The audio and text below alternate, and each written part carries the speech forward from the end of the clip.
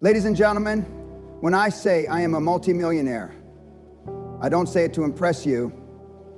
I say it to remind you of one simple truth. I was once exactly where you are. I didn't come from wealth. I didn't have connections. In fact, for most of my early life, I was rejected, underestimated, and overlooked, jobs denied, business ideas mocked, people around me, they didn't believe. But I believe being a millionaire isn't about luck. It's about vision. It's about seeing what others ignore and having the courage to build something when no one claps for you. People think millionaires are different. We are not. We just don't quit. When others sleep, we learn. When others complain, we create.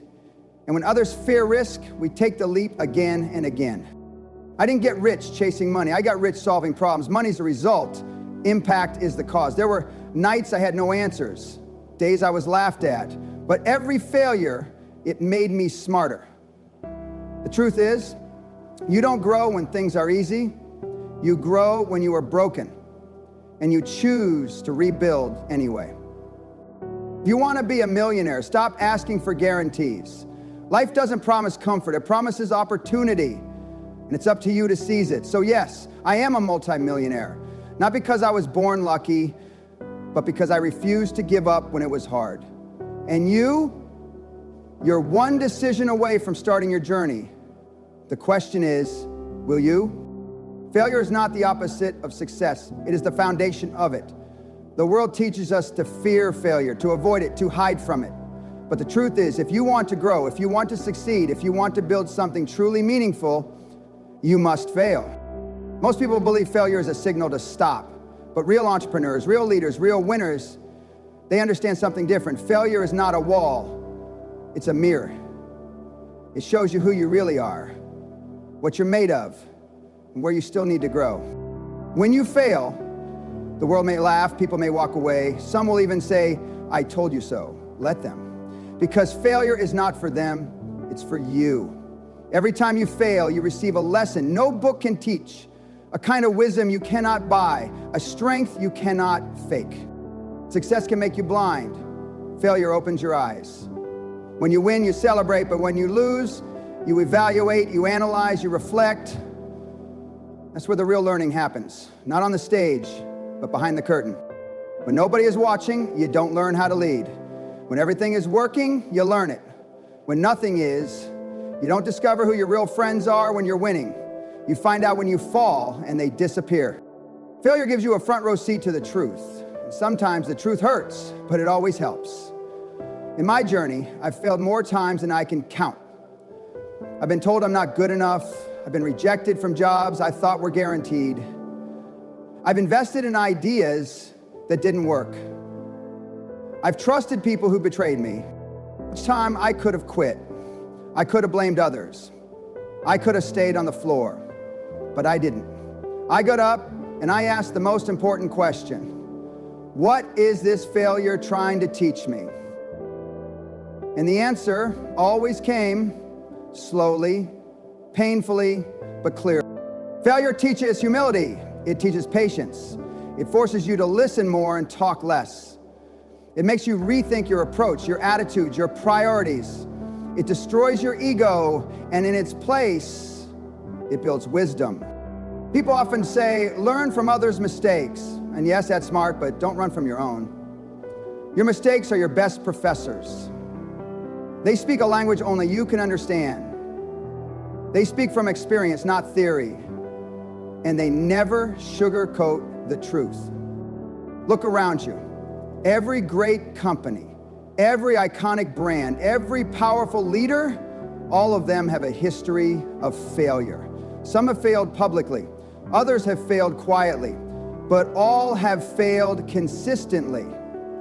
The difference is, they used it. They didn't hide it, they didn't deny it, they absorbed it. Failure sharpens your focus. It separates dreams from distractions. It removes the noise. It burns away what doesn't matter and leaves behind what does. If you let it, failure will make you fearless. Not because you're not afraid anymore, but because you've already tasted defeat and it didn't kill you. It made you hungry. The problem is not that people fail. The problem is they stop. They take failure personally. But failure is never about your value. It's about your process. It's about your timing. It's about your preparation. It's not saying you can't win. It's saying you're not ready yet. So instead of saying I failed, start saying I'm learning. Because that's what failure is, a classroom disguised as a crisis.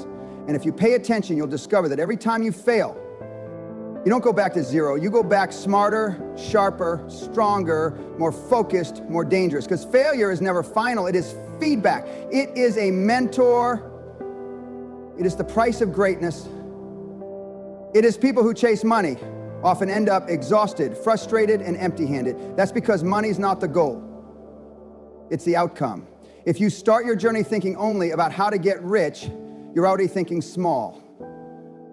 You're already walking in the wrong direction. The real game is not about making money, it's about making a difference. Money follows value. Value comes from solving real problems. Look at the most successful businesses in the world. What do they have in common? They don't just sell products. They solve pain points. They remove stress. They save time. They bring convenience. They create connection. Whether it's a small app or a global company, their success started with one thing: understanding a real problem people face and creating a solution that works. When you focus on money first, you tend to cut corners. You go for the fastest route, not the most meaningful one. You think short term. You aim for what sells quickly, not what lasts. But when you focus on solving a problem, something shifts. You begin to listen more carefully. You start asking the right questions. You spend more time understanding people. And when you understand people, you understand business. The world doesn't need another person who just wants to get rich. It needs someone who is obsessed with solving a problem no one else is willing to touch. That kind of mindset builds trust. And in business, trust is everything. Money is a byproduct of service. If you help one person, you earn thanks. If you help 100, you earn reputation. If you help 1,000,000, you earn wealth. But the intention has to be right. If people can sense you're only in it for the cash, they'll walk away. But if they know you genuinely want to help them, they'll follow you, support you, promote you.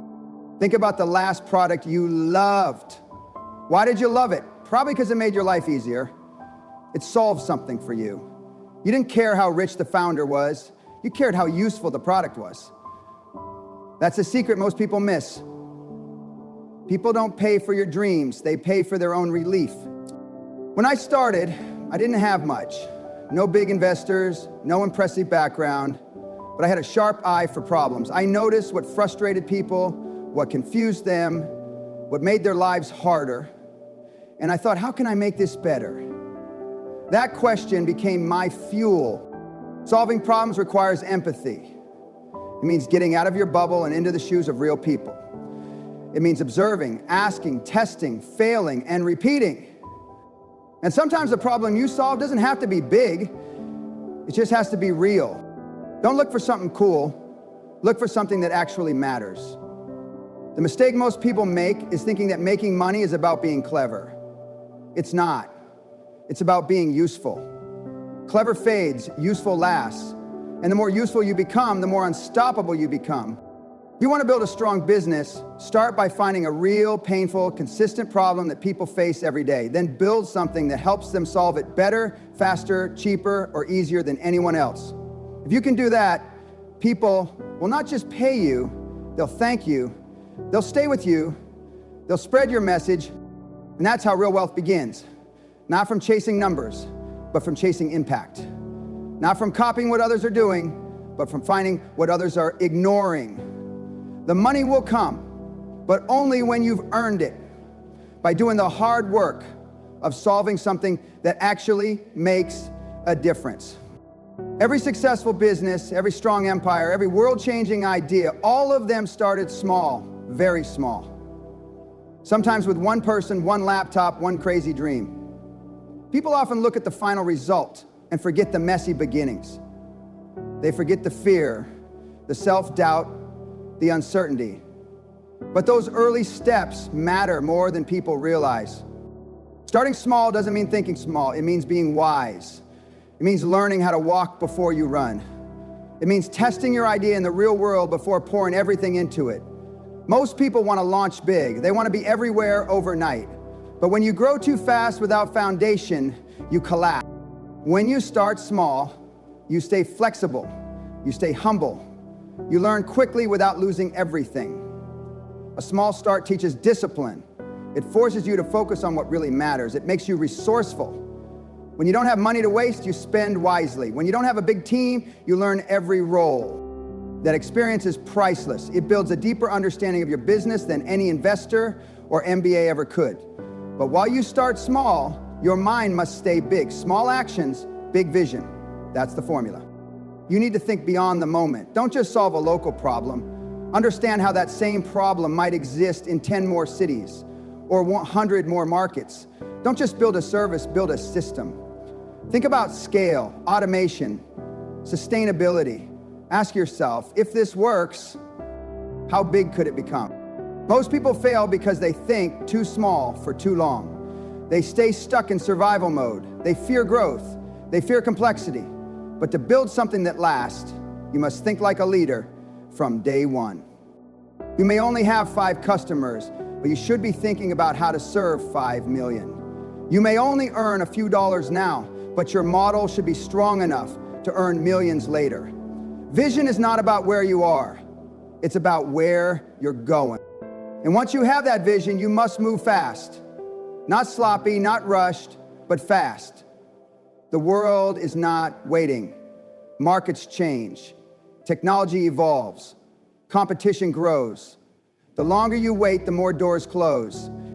Action creates momentum, and momentum builds confidence. You won't have all the answers at the beginning, and that's okay.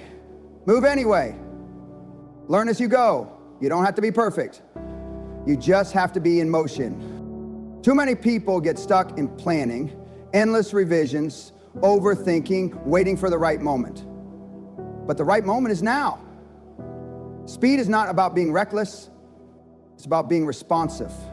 It means testing, failing, adjusting, and trying again quickly. It means building something small and real today instead of dreaming about something massive tomorrow. Starting small teaches you the real rules of the game. Thinking big gives you a map for the journey ahead. Moving fast keeps you in the game when others are still talking about starting. That combination creates resilience. It gives you the power to adapt. The ability to outlearn and outwork anyone who only looks good on paper. When I first started, I had no experience, no funding, and no safety net. But I had a small idea, a big vision, and I moved faster than my fear. Perfection, I didn't wait for perfection. I didn't ask for permission, I just began. Day by day, step by step. And each small win created space for a bigger goal. Each fast move uncovered new opportunities. Every moment I spent moving gave me more data, more clarity, more momentum. I made mistakes, yes, but I made them quickly and I learned even faster. Every great journey is born from vision. Not just any idea, not just a business plan, but a vision so clear, so powerful, that it pulls you forward when everything around you is trying to hold you back. Vision is not just what you want to achieve, it's what you're willing to suffer for. And in business and life, in leadership, struggle is guaranteed. That's why your vision must be bigger than your pain. It must outlive the struggle. The problem is most people start with excitement. They're motivated, energized, but motivation fades. Reality hits. The road gets rough. Clients say no, plans fall apart, money dries up, people leave, doubt sets in, and that's where most dreams die. Not because they weren't good ideas, but because the struggle was stronger than the vision. When you're in the middle of the storm, you need something to hold on to, not results, not income. Those things may disappear. You need belief. Belief in the future you saw before anyone else could see it. That vision becomes your anchor when the waves are high and the sky is dark. The truth is, every entrepreneur, every creator, every leader goes through moments of silence. Moments where nobody understands what you're building, where progress is invisible, where your best efforts produce no results. These moments are not a sign that you're failing, they are part of the process. But without vision, they feel like defeat. Your vision gives your struggle purpose. It transforms pressure into progress. It allows you to endure what others walk away from. People without vision quit when it's hard. People with vision keep going, even when they have every reason to stop. Not because they're fearless, but because they remember why they started. You have to see what others can't. You have to see it when it's still invisible, when it's still uncertain, when it's still just an idea in your head. Vision's not about seeing the present more clearly. It's about seeing the future more vividly. That future must be so real in your mind that no struggle in the present can destroy it. There will be days when you'll want to give up. Days when the pressure feels unbearable. When everything takes longer than expected. When nothing works the way you planned. This is when most people start changing their goals, shrinking their dreams, lowering their expectations. But you must do the opposite. Don't shrink the vision, grow the mindset. People around you will doubt you. Some will laugh. Some will tell you it's impossible, that you're wasting time, that you should take a safer path. And you may not have proof to show them yet, but you have the vision, and that is enough to keep moving. The struggle is a test. It asks one question: how bad do you want this? Most people fail that test, not because they don't work hard, but because they forget why they started working in the first place. They let the pain make them blind to the purpose. But pain doesn't mean stop. It means grow. It means build. It means break through. If you study anyone who made history in business and science and art, they all had moments of despair. They all had long nights, quiet failures, invisible battles. What separated them wasn't just talent or intelligence. It was that they saw the mountain even when they were crawling through the mud. Their vision was so strong, so rooted, so alive, that no setback could kill it. When you're clear on your vision, the struggle becomes part of the story, not the end of it. The sleepless nights, the lonely decisions, the silent seasons, they are not wasted. They are building something in you that success never could. People often think of success as a solo journey. The lone genius, the self-made millionaire, the one who did it all alone. But this is a myth. No one achieves anything great by themselves. Behind every success story is a team, visible or invisible, that made it possible. Success is not a solo race. Success is a team sport. You can have talent, you can have vision, you can even work harder than everyone else. But if you don't have the right people around you, supporting you, challenging you, believing in you, your growth will always be limited. You can go fast alone, yes, but you can only go far together. In the beginning, you may have to do everything yourself, and that's fine. You learn, you struggle, you build, but eventually, you reach a level where your time, energy, and skills can't stretch far enough. That's when you realize it's not about doing more alone, it's about building a team that can do more together. The truth is, no one is great at everything. Some people are thinkers, some are doers. Some are technical, others are creative. Some inspire, others execute. And the most successful leaders are not the ones who try to do everything. They're the ones who know how to gather the right people and let them shine. A real team doesn't mean having perfect resumes. It means shared values, mutual trust, and a common mission. You don't need the smartest people in the world.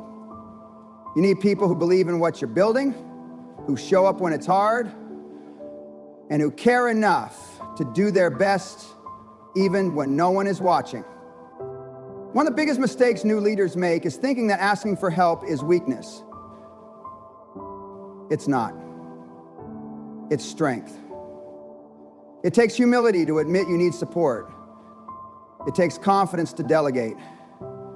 It takes wisdom to know that someone else might do a part of the job better than you can. That's not a threat, it's a gift.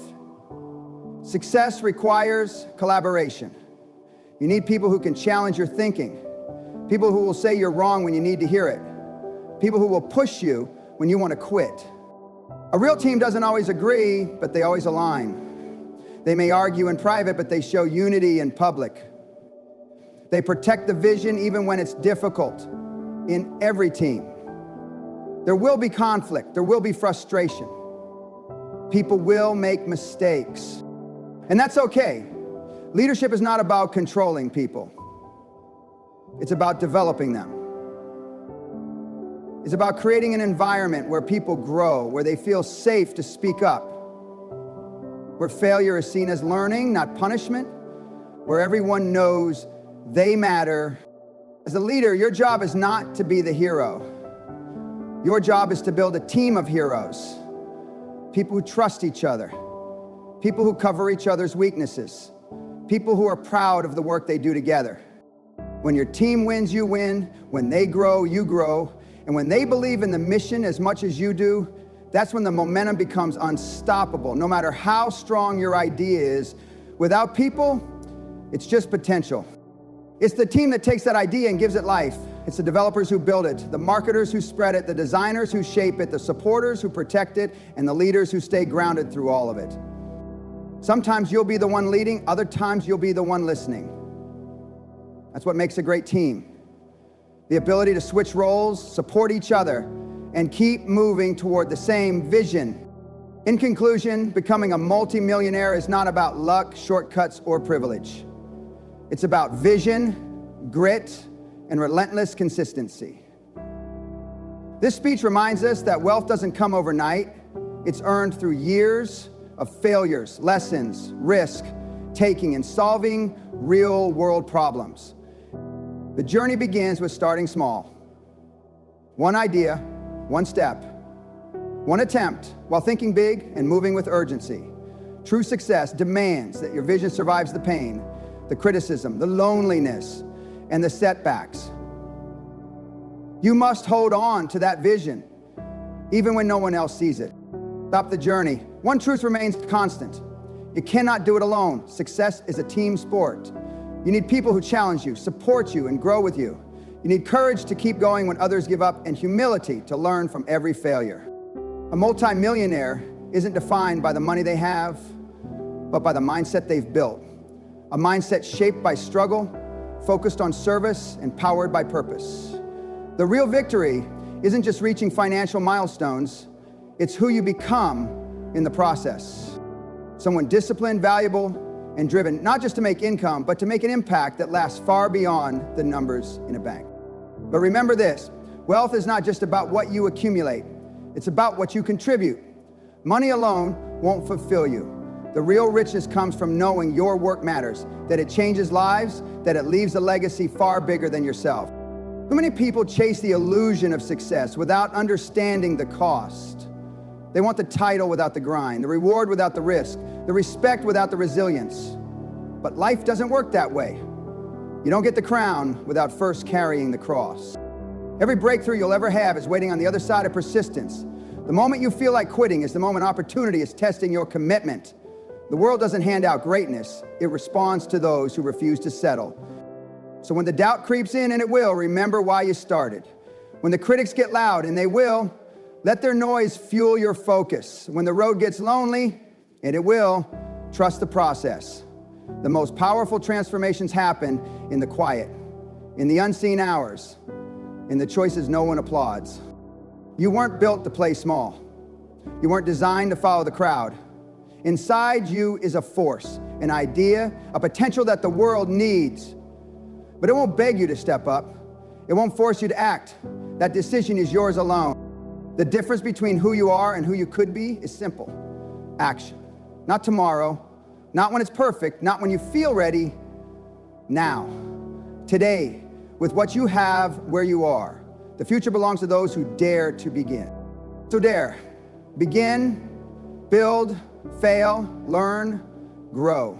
Repeat. The journey won't be easy, but it will be worth it. Because the person you become along the way, the one who refuses to quit, who turns pain into power, who sees obstacles as opportunities, that person is unstoppable. And when you look back one day, you won't just see the success, you'll see the struggle. And you'll realize that was the real victory all along.